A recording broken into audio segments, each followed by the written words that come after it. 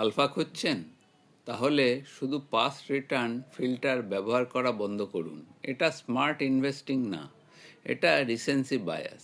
গত 5 বছরের top quartile ফান্ডগুলোর মধ্যে পরের 5 বছরের টপে থাকে মাত্র 20 থেকে 25%। কারণ মার্কেট লিডারশিপ রোটেট করে, মিন রিভার্সন কাজ করে, হাই রিটার্ন ইজিক্যাল টু অনেক সময় হাই ড্রডাউন রিস্ক।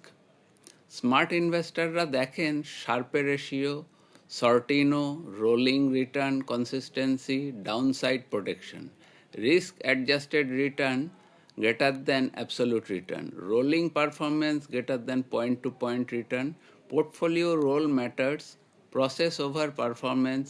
আপনার পোর্টফোলিও কি ডাটা ড্রিভেন, নাকি এখনও স্টার রেটিং আর ট্রেলিং রিটার্নের ওপর based? Let's build a goal aligned risk calibered strategy. DM for professional portfolio audit. Past performance does not guarantee future returns. Investment are subject to market risk.